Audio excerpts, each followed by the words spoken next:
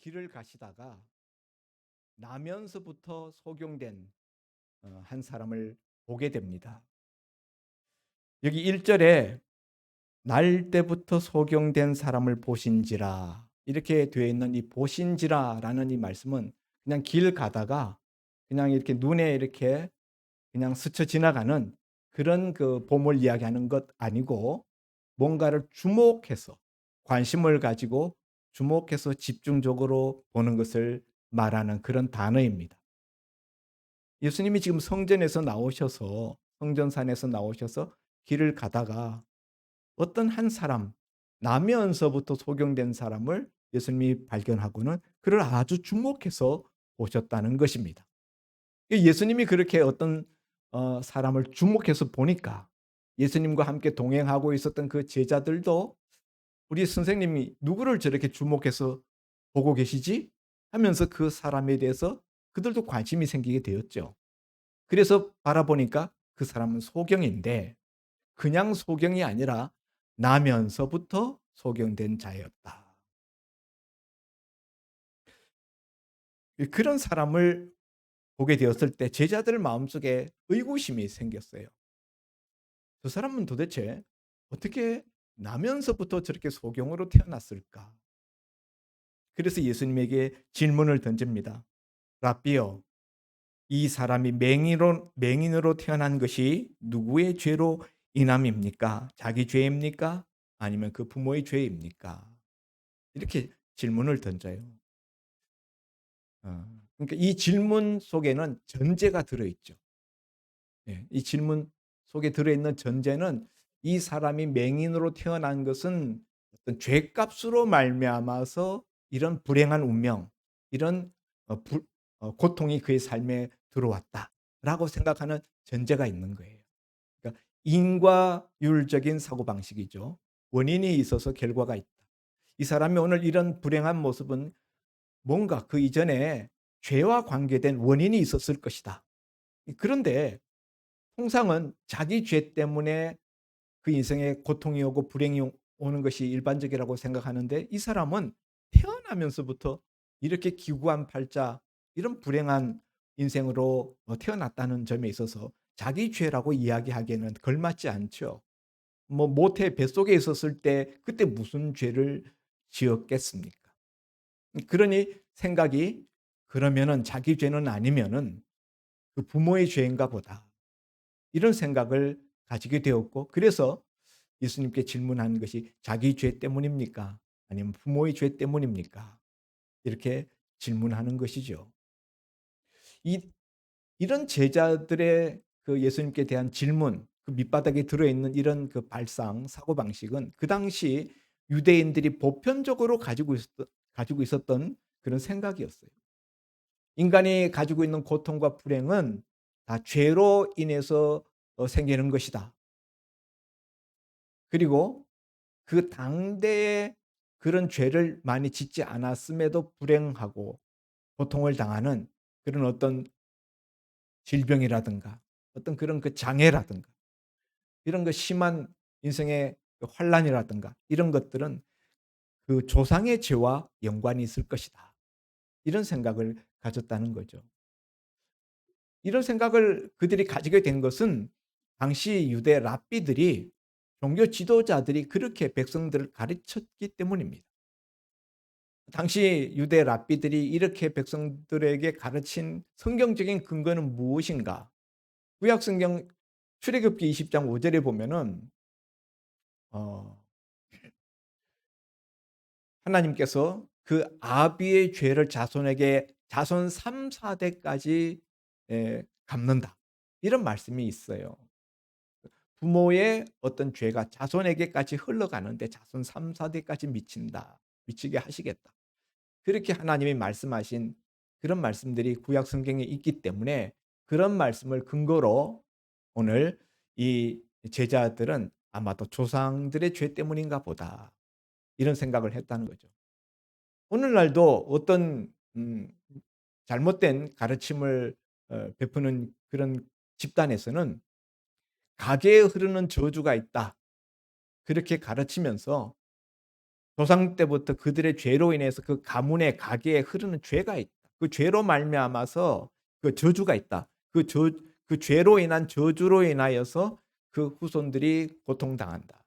그래서 그런 그 가문에는 마귀가, 귀신이 특별히 역사한다.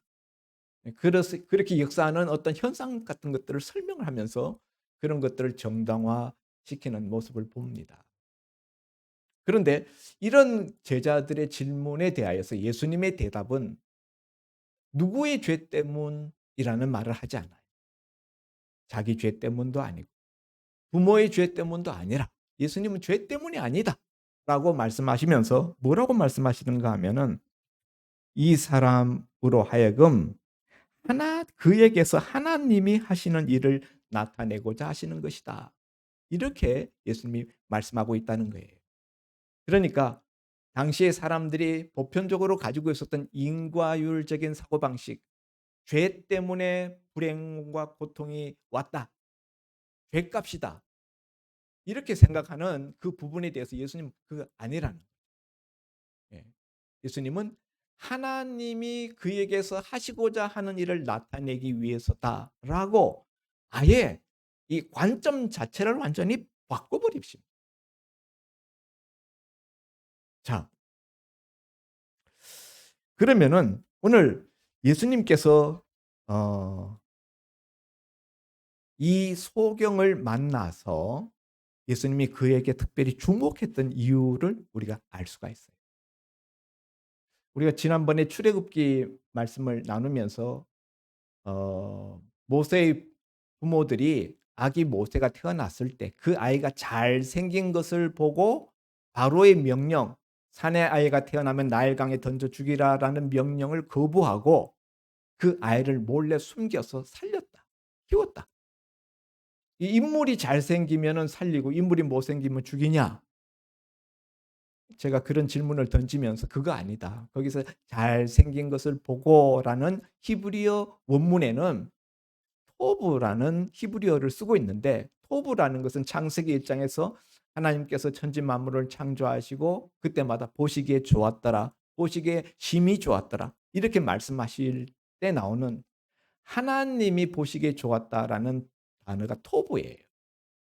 모세의 부모가 아기 모세가 태어났을 때 그가 잘생긴 것이라고 번역을 하고 있지만 원어적인 의미를 우리가 생각해 보면은 하나님이 보시기에 좋은 그런 아이.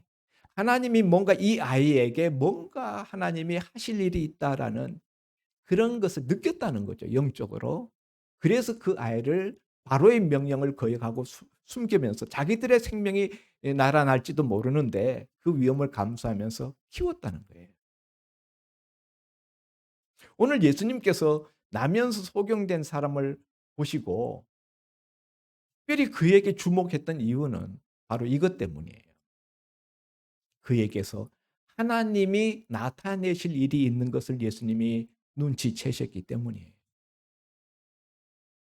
여러분, 여러분은 하나님이 어떤 사람을 사용하신다고 생각하십니까? 하나님이 하나님의 일을 이루실 때에 하나님의 일을 해 나가실 때 어떤 사람을 도구로 사용하신다고 생각하십니까? 우리가 대부분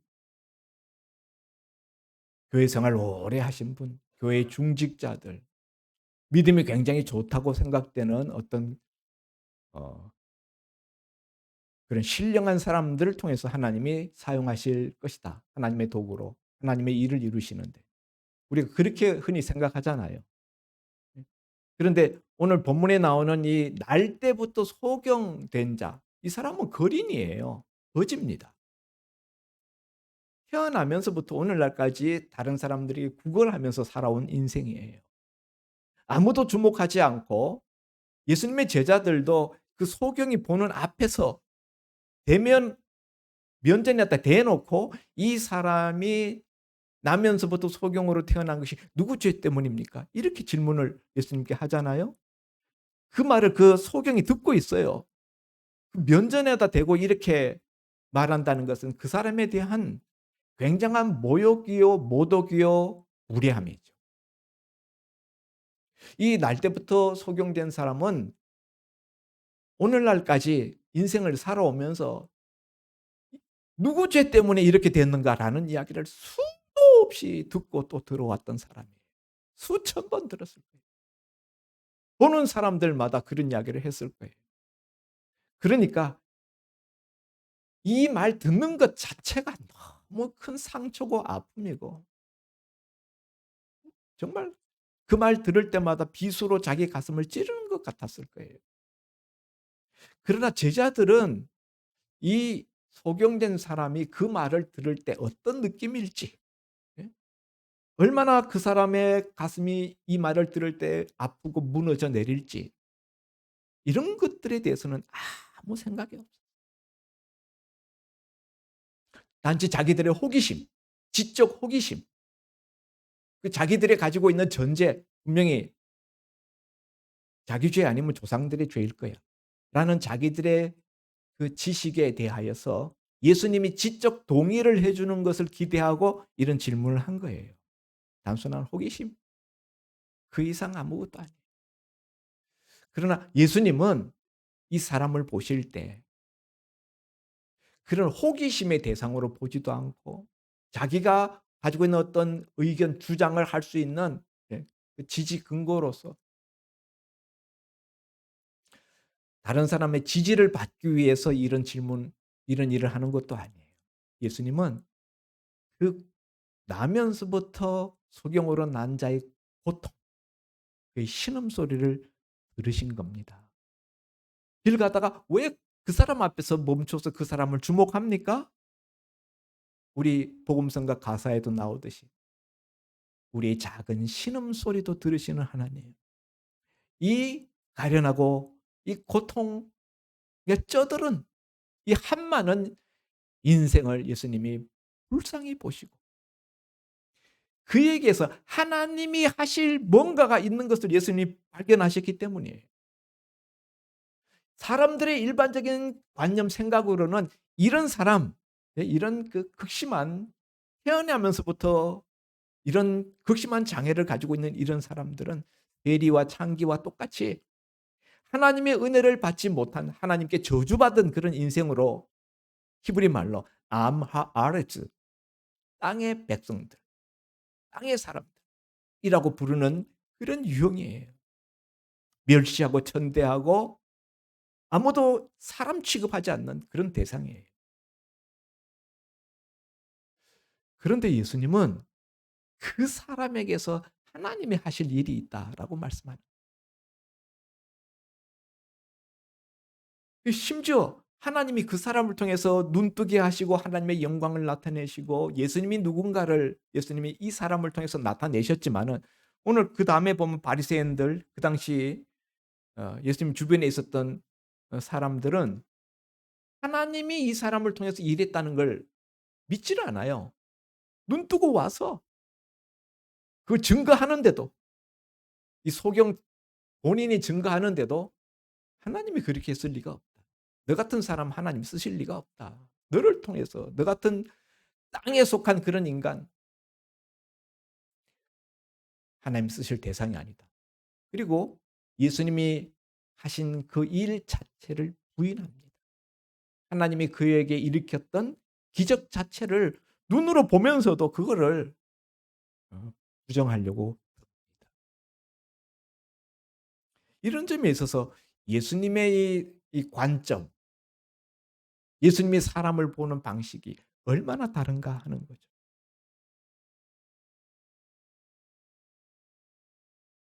이 불행한 사람, 이 나면서부터 된 소경, 사람들에게 놀림감이고 손덕구러기고 저주받은 대상으로 낙인 찍는 자요. 호기심으로 말장난의 대상일 뿐인 그런 자를 예수님은 하나님이 하시는 일의 도구다. 하나님이 하시는 일의 통로다. 이렇게 보셨다는 거죠.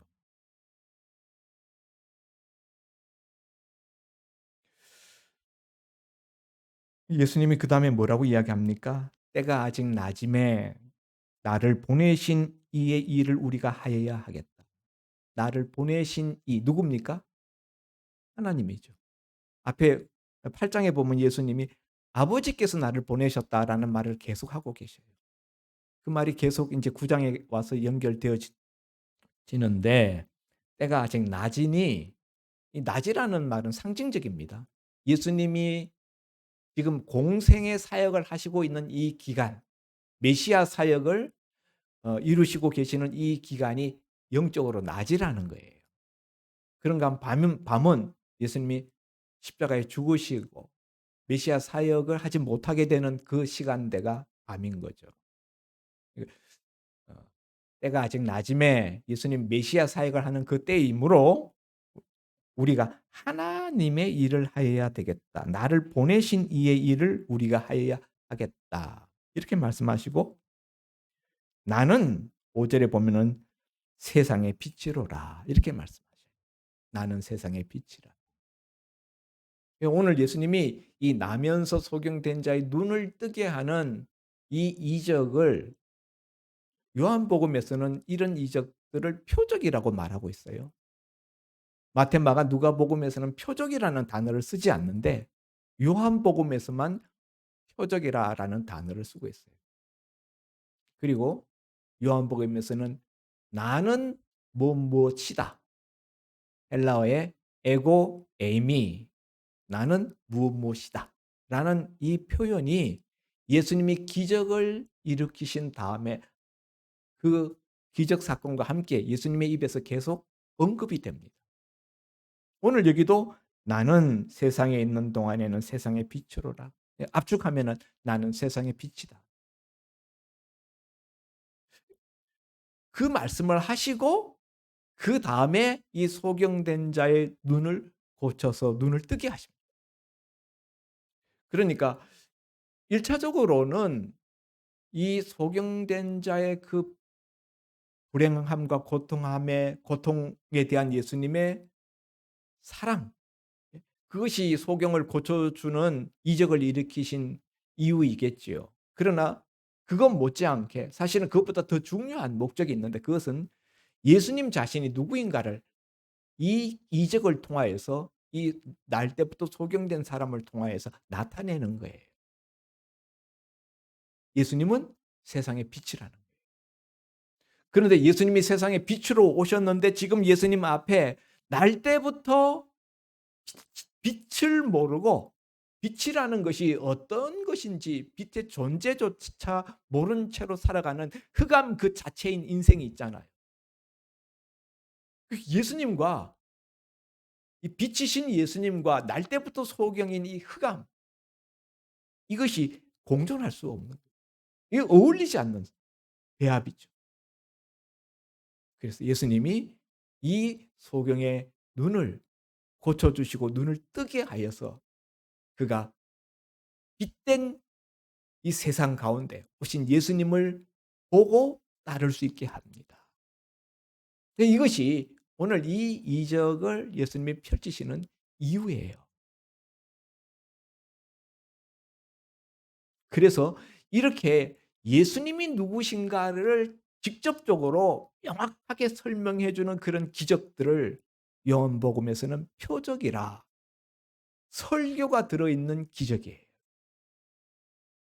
예 그렇게 표적이라는 다른 단어를 쓰고 있다. 자 그러면은 예수님이 이 날 때부터 소경된 자를 어떻게 고쳐 주셨는가? 예수님이 "나는 세상의 빛이다." 이렇게 말씀하신 다음에 땅에다 침을 뱉으시고 어 아니 흙을 먼저 떴겠네요. 진흙을 이렇게 땅에서부터 채취하셔서 손바닥에 올려 놓고 침을 뱉으시고 이것을 반죽을 하십니다. 진흙이에요, 침과. 이렇게 진흙 덩어리를 만들어 가지고는 이 소경된 사람의 눈에다가 그걸 탁 붙여요. 한쪽 눈에 붙이고 또 진흙을 갖다가 손에 올려 놓고 침을 해 받아 가지고 쪼물딱쪼물딱 해 가지고 진흙 덩어리 반죽을 해서 그걸 또 한쪽 눈에 또 붙입니다. 양쪽 눈에 진흙 두 덩이를 떡 붙여 놓고 그리고 말씀하시기를 "실로암 못에 가서 씻으라." 이렇게 예수님이 말씀하셔요. 만일 예수님이 여러분에게 그렇게 하셨다면은 여러분은 과연 오늘 이 본문에 나오는 이 소경처럼 그렇게 하셨을까요? 이 눈이라는 곳은 우리 신체에서 가장 민감한 부분 중에 한 곳이에요. 얼마나 우리 눈이란 이 기관이 민감합니까? 그런데 거기에다가 진흙 덩어리를 침으로 지니게 가지고 떡 붙여 놨어. 얼마나 불편하고 얼마나 깝깝하고. 그리고 그 침 냄새. 그 진흙에서 여기에 눈에 붙일 정도면 침을 얼마나 뱉어야 되겠습니까? 침 냄새도 진동했을 것입니다. 그야말로 불쾌하기 짝이 없었을 거예요. 이 오감적으로 불쾌하고 또 굉장히 모욕받는 느낌이 들었을 거예요. 아니 내가 소경인 걸 누가 모르나? 어? 왜 보이지도 않는 눈에다가 흙덩이를 갖다 붙여 놓는 것이야. 가뜩이나 안 보이는데 어쩌라고 화도 날 만하고 모욕감을 느낄 만도 했습니다. 그 시간을 참아냈다는 것도 우리 같으면은 '아이씨 뭐야 이거. 눈 눈뜨게 해 주는 줄 알았더니 눈뜨게 해 주기는 고사하고 눈에다가 오히려 더 안 보이게 갖다 틀어 막고 있네.' 다 뜯어 버렸을 것 같아요. 아이 불결하게 시리 냄새 나게. 이게 도대체 뭐 하는 짓이냐고 막 성질 부릴 것 같아요. 근데 이 사람은 그걸 묵묵히 받아내고 참고 있습니다. 그리고 예수님이 "실라온 못에 가서 씻으라." 하신 그 말씀을 듣고 실라온 못을 찾아갑니다. 여러분 실라온 못이 어디에 있어요? 시간이 되면은 코로나가 풀리면은 실라온 못에 한번 가 보시기 바랍니다. 성지순례. 예수님이 계신 이 소경을 만났던 곳은 성전 앞 그러니까 성전산이에요. 성전산은 예루살렘에서 가장 높은 해발 750 미터 고지에 있습니다. 성전 옛날 뭐 성전이나 유럽에 가면은 무슨 뭐 사원들 파르테논 신전 무슨 신전 이런 것들 이렇게 산 위에 있어요. 신과 가깝다라는 생각 때문에. 근데 실로암 못은 어디 있어요? 예루살렘에서 가장 낮은 곳에 위치합니다. 실로암 못은 히스기야 왕 구약 시대 때 히스기야 왕이 아시리아와의 전쟁을 대비하여서 예루살렘 성 밖에 있는 그 기손 시내에서부터 땅속으로 지하 통로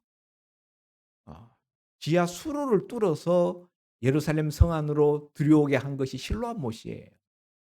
예루살렘에서 위치가 가장 낮습니다. 그러니까 이 예수님이 이 소경을 만났던 이 성전산에서부터 실로암 못까지는 수직 낙차가 116 미터예요. 높이가 해발 116 미터 고도의 차이가 있다.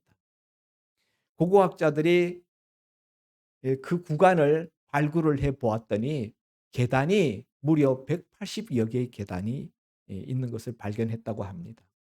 거리는 약 2 킬로 정도. 여러분 앞이 보이지 않는 소경이 해발 고도 낙차가 116 미터 되는 가파른 내리막길이에요. 그걸 보이지도 않는데 예? 더듬더듬하면서 넘어지고 그냥 무릎팍 깨지고 그러면서 갔을 거예요. 그렇게 가서 실로암 못에 가서 씻었다라는 것 자체가 믿기지 않습니다. 지금 예수님이 이 나면서부터 소경된 사람한테 실로암 못에 가서 씻으면 너 눈 낫는다. 내가 내 눈을 낫게 하겠다라고 약속했습니까? 안 했어요. 내 눈 낫는다는 말도 안 했어요. 실로암 못에 가서 씻으면 내 눈이 떠진다. 이렇게 말씀 안 했어요. 그냥 실로암 못에 가서 씻으라 이랬어요. 여러분 같았으면은 그런 입장에서 실로암못에 가서 눈을 씻을까요? 도대체 이 소경은 어떻게 예수님의 그 말씀을 그 진흙덩어리 붙일 때부터 잠잠히 있다가 예수님의 그 말을 듣고 실로암못까지 가서 눈을 씻을 수가 있었을까? 이게 너무 이상하고 궁금하지 않습니까? 이 소경이 예수님이 누군지를 알고 있었던 걸까요? 예수님이 메시아인 걸 알았기 때문인가요?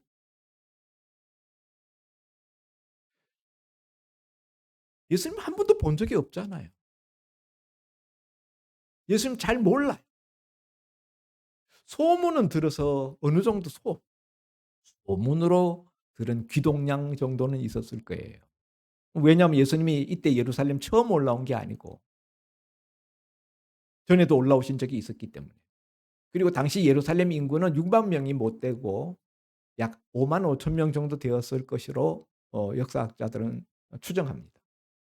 그러니까 큰 도시가 오늘날 뭐 우리와 같은 큰 대도시가 아니고 그 당시에는 자그마한 그런 도시 6만이 채 못 되는 그런 지역에서 예수님이 활동하셨으니까 예수님에 대한 소문, 귀동냥은 있었겠죠. 그러나 그것은 굉장히 어렴풋한 예수님에 대한 지식이에요. 나중에 눈 뜨고 온 다음에 곁에 있던 사람들이 묻잖아요. "너 어떻게 해서 눈 떠졌냐?" 그랬더니 예수라 하는 그 사람이 나더러 실로암 못에 가서 씻으라 하기에 씻었더니 눈이 떠졌다. 이렇게 자기가 이야기하거든요. 10 절 11 절 대답하되 예수라 하는 그 사람이 진흙을 이겨 내 눈에 바르고 나더러 실로암에 가서 씻으라 하기에 가서 씻었더니 보게 되었더라. 이 사람이 예수님에 대해서 아는 지식은 예수라 하는 그 사람 그 정도밖에 모르는 거예요. 소문으로 귀동냥으로 들었던. 그런데 어떻게 예수님이 이 말씀을 듣고 그 실로암 가는 길이 험한 그런 돌계단의 가파른 길인데 그걸 어떻게 갔을까? 예수님의 말씀 때문이에요. 무슨 말씀? 3절 말씀. 제자들이 이 사람이 나면서 맹인된 것이 누구의 죄 때문입니까? 자기 죄 때문입니까? 그 부모의 죄 때문입니까? 물을 때 예수님의 대답, 예수님의 말씀. 이 사람이나 그 부모의 죄로 인한 것이 아니라 그에게서 하나님이 하시는 일을 나타내고자 하심이라. 이 나면서 맹인된 사람은 이런 말을 태어나서 들어본 적이 없어요. 사람들은 늘 자기를 보면은 "누구 무슨 죄가 많아서 저렇게 됐을까? 너 무슨 죄를 많이 지었어?" 나 나면서부터 소경인데요. 죄는 무슨 죄를 지어요 내가? "아 그래? 그럼 너 부모님들이 죄를 많이 지었나 보다. 네 조상들이 죄를 많이 지었나 보다." 이런 이야기만 계속 수없이 들어왔던 이 맹인이 천지개벽할 만한 그런 하나님의 음성을 들은 것 같은 그에게서 하나님이 하시고자 하는 일을 나타내고자 합니다. 이 말을 들을 때 엄청난 전율과 같은 감동을 받았던 거예요. 그리고 그다음에 예수님이 4 절에 "때가 아직 낮음에 나를 보내신 이의 일을 우리가 하여야 하리라." 나를 보내신 이는 하나님이죠. 하나님의 일을 우리가 해야 되겠다. 그 말을 예수님이 이어서 하실 때 이 사람에게서 하나님의 하시는 일을 나타내고자 한다 하시고 예수님이 내가 이 하나님의 일을 하고자 한다. 이 말을 연관지어 생각할 때 '하나님이 뭔가 나한테 오늘 역사하시려나 보다.'라는 기대가 생겼다는 거예요. 이 예수님의 말씀 때문에 예수님을 잘 알지도 못했지만은 실로암까지의 그 험한 내리막길을 넘어지고 자빠라지고 뒹굴고 깨지고 피 흘리고 그러면서 끝까지 가서 그 신라 못에 씻었다는 거예요. 씻을 수 있었다는 거죠.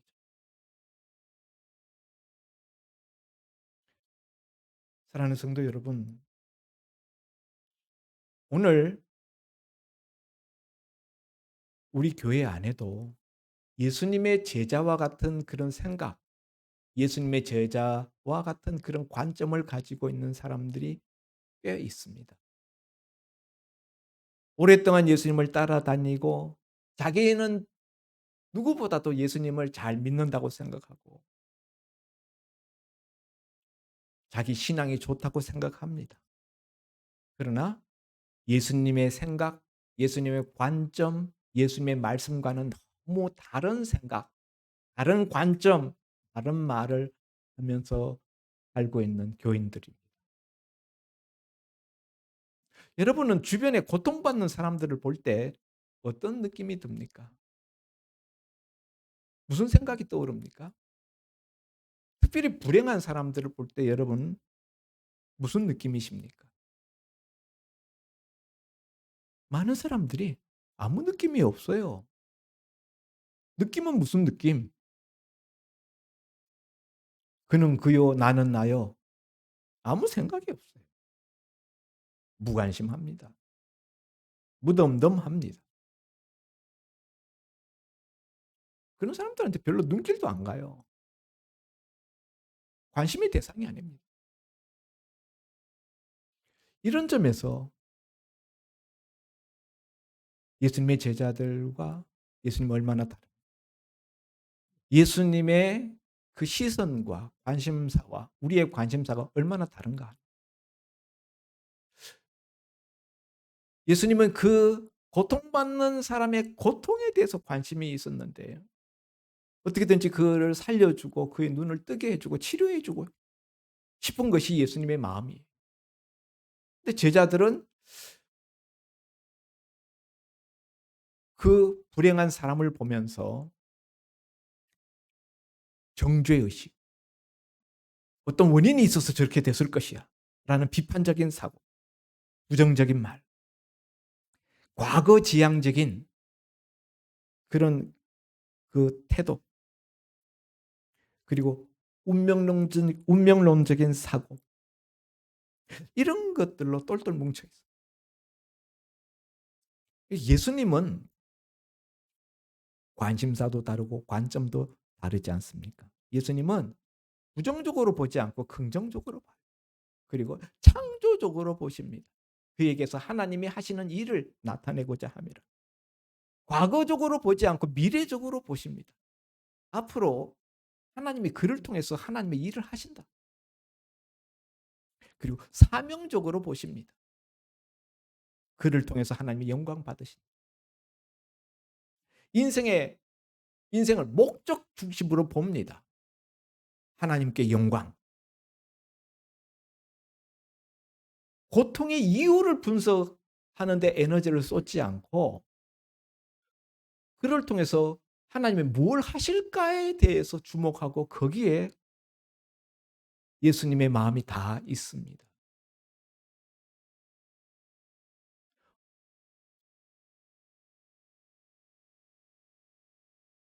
우리는 타인의 고통에 대해서 별로 묵상하지 않죠. 그저 내 고통. 상처받았어. 나 트라우마 생겼어. 그래서 울고 맨날 그 이야기하고 타인의 고통에 대해서 고통받는 다른 사람에 대해서 불행한 사람에 대해서 저를 포함해서 너무 우리는 묵상이 없었어요. 관심도 없었고 회개합니다. 여러분도 회개하시기 바랍니다. 그래야 우리가 예수님 따르는 사람이 될 수 있는 거예요. 아멘입니까?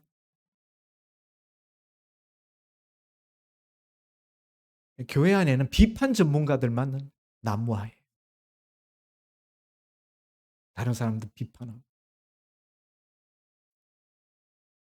여러분, 우리 입술에서는 비판하는 말이 난무해서는 안 되고 다른 사람들을 세워주고 하나님 앞에 영광 돌리는 그런 창조적이고 건설적인 말들이 우리 입에서 풍성하게 흘러나와야 됩니다. 자기 인생을 바라볼 때도 그렇고 고통받는 다른 인생을 바라볼 때도 그렇고 맨날 그냥 자기 연민에 빠져 가지고 그게 아니라 하나님이 내 인생을 통해서 뭘 하시려고 하실까? 내 인생을 통해서 내가 어떻게 하나님 앞에 영광 돌릴까? 그걸 우리가 별 관심을 쏟아야 된다. 여러분, 그런 대표적인 사람이 요셉이에요. 요셉은 어려서 형들에게 차별대우 받고 배타 되어져서 왕따 당하고 그래서 형들에게 결국 버림받아서 인신매매단에게 팔려가고 애굽 아프리카까지 팔려가서 보디발의 집에서 말단 노예로 그 고생하면서 주인 보디발의 아내 요구에 거부했다가 억울한 누명 뒤집어 쓰고 감옥에 들어가고 요셉만큼 상처받고 트라우마 생길 만한 인생이 우리 가운데 누가 있겠습니까? 예? 그런데도 불구하고 요셉은 그것을 어떻게 봤어요? 자기 고통, 자기의 남다른 기구한 팔자, 예? 운명적으로 받지 않고 부정적, 비판적으로 받지 않고 창조적으로, 미래적으로, 사명적으로 그걸 받았어요. 형님들이 나를 보냈다고 생각하지 마십시오. 하나님이 당신들과 당신들의 가족을 살리려고 나를 먼저 보내셨습니다. 자기의 고통, 자기의 불행을 미래적으로 사명적으로 해석하고 풀었다는 거예요. 그랬기 때문에 요셉이 요셉 될 수 있었던 거예요. 그랬기 때문에 하나님의 쓰임을 받을 수 있었던 것입니다. 사랑하는 성도 여러분, 예수 믿는다는 것은 무엇입니까? 우리가 어떤 교리를 달달 외워서 그것을 수긍하는 그것이 예수 믿는 게 아니에요. 예수님 따라가는 것은 예수님과 같은 시각, 예수님과 같은 관점, 예수님과 같은 마음을 가지고 사는 거예요. 아멘입니까? 그래서 여러분, 우리가 거듭나야 합니다. 뭐가요? 우리의 관점, 우리의 시각, 우리의 가치관, 우리의 사람을 보고 말하는 것.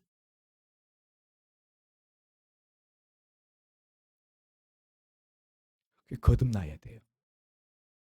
정죄와 비판,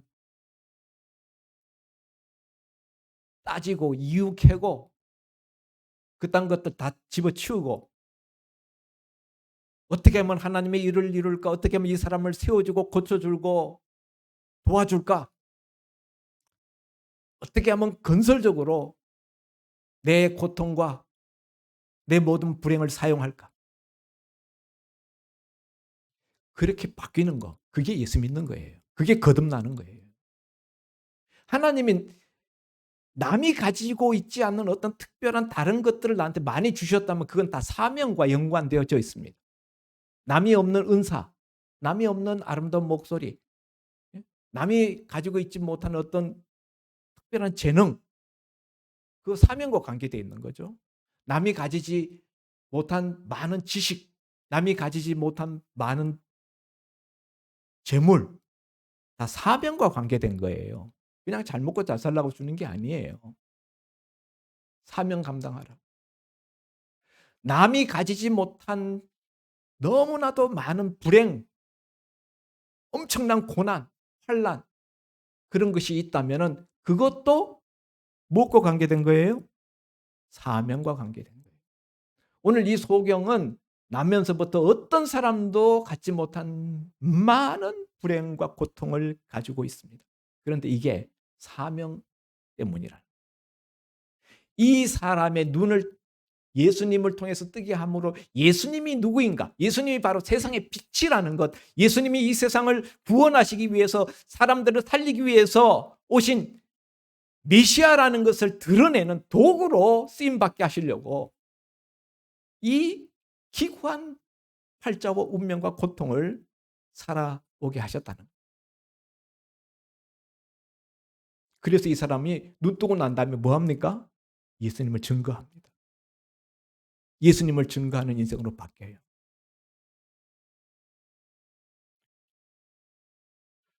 그러므로 사랑하는 성도 여러분, 우리가 자기의 고통, 자기의 상처, 자기의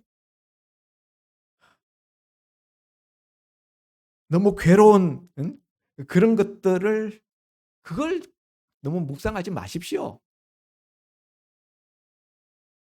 오늘날은 뭐 트라우마 치료한다, 내적 치유한다 그러면서 그쪽으로 그냥 사람들이 뭐 그러면서 상담, 상담, 상담. 예수님 만나야 해결됩니다. 예수님 만나면 다 해결돼요. 예수님 말씀대로 순종하고 실행하는 것이 그것이 제일 중요합니다. 오늘 이 소경이 그 실로암못까지 가는 그 길을 가다가 길이 너무 험하다고 중도에 도저히 못 가겠어. 도대체 소경된 나한테 이런 길을 가라고 하다니 그 사람이 제정신이야? 그리고 그 어려움 때문에 포기했다면은 이 소경 눈 떴겠습니까? 눈 안 떠졌어요. 그 실로암 못에 끝까지 가서 그 못 속에 들어가서 눈을 씻을 때 그제서야 눈이 떠졌어요. 왜 예수님이 만난 그 자리에서 안수해서 눈을 뜨게 안 하셨습니까? 그렇게 하실 수도 있잖아요. 다른 소경은 그 자리에서 손을 대서 안수해서 고쳐서 눈 뜨게 하신 적도 있잖아요.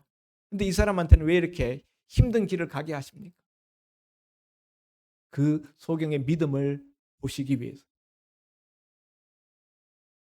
예수님은 항상 사람들에게 은혜를 베푸시기 전에, 기적을 베푸시기 전에 그 사람의 믿음을 확인하시고자 합니다. 예수님이 말씀하시면 그 말씀을 끝까지 순종할 만한 실로암 못까지 갈 만한 믿음이 그에게 있는지를 주님이 확인하시기 위하여서 그걸 보시기 위해서 실로암 못에 가서 씻으라고 말하는 거예요. 예루살렘 그 주변에 어디 눈 씻을 만한 물이 없었겠습니까? 실로암 못에 무슨 씻으면은 눈 떠지는 신통한 어떤 효력이 있는 물입니까? 그런 거 아니거든요. 그 사람의 믿음을 보시고자. 하나님이 오늘도 우리에게 찾아오십니다. 우리에게 은혜 베풀기를 원하십니다. 내가 너를 쓰고 싶다. 내가 너를 통로 삼고 싶다. 어떻게 해야 되겠습니까? 우리의 믿음을 보여야 합니다. 우리의 믿음을 하나님 앞에 인정받아야 돼요. 믿음을 인정받는 것이 무엇입니까? 주님의 말씀을 그 말씀 액면 그대로 실천하고 순종하는 거예요. 우리가 믿는다 하지만은 말씀을 듣고 다 애누리하고 다 가감해가지고 반에 반에 반으로 다 토막쳐가지고 기분에 드는 것만 따라하고 마음에 안 드는 거는 불편한 거는 안 하고 그게 믿음이 아니죠. 예, 끝까지 힘든 과정을 묵묵히 순종하면서 끝까지 다 가는 것 그게 하나님께 인정받는 것이고 그 인정을 받으면 그때 하나님이 여러분의 인생을 들어 사용하시고 여러분의 인생을 기적으로 축복하실 줄 믿습니다. 오늘 실로암 못에 가서 씻고 눈이 떠진 이 날때부터 소경된 자처럼 우리는 날때부터 죄로 인하여서 앞이 가려진 영안이 어두운 하나님이 누군지를 알지 못하던 그런 인생들이었어요. 지금 우리 주변에 이런 인생들이 얼마나 많습니까? 하나님은 우리를 그들에게 보내시기를 원하십니다. 오늘 예수님의 그 시선, 예수님의 그 관심사, 예수님의 그 관점을 가지시고 예수님이 그 소경의 눈을 뜨게 하셨던 것처럼 우리 주변에 영적 맹인으로 있는 자들의 눈을 뜨게 하시는 통로로 사용되는 저와 여러분이 될 수 있기를 주의 이름으로 축원드립니다. 기도합니다. 하나님 아버지, 오늘 정말 아무짝에도 쓸모없다라고 생각되어졌던 한많은 저주받았다고 느껴지는 한 인생을 주님은 그를 긍휼히 여기시고 그에게서 하나님이 하시는 일이 있다라고 보시고 그를 들어 사용하시고 고쳐주시고 주님의 증인 삼으신 것을 말씀을 통하여 들었습니다. 날마다 우리가 무슨 일을 부딪힐 때마다 우리가 사람들을 볼 때마다 우리가 주님의 관점으로 주님의 시선으로 주님의 마음으로 볼 수 있게 하여 주옵소서. 주님이시라면은 예수님이라면 과연 어떻게 했을까? 예수님이시라면은 이때 무슨 말씀을 하셨을까? 우리 입술에서 정죄의 의식과 비판의 말들이 사라지게 하여 주시옵시고 사람을 살리고 세우고 고치는 그런 말씀들이 주님의 음성처럼 흘러나오게 하여 주옵소서. 예수님 이름으로 기도하옵나이다.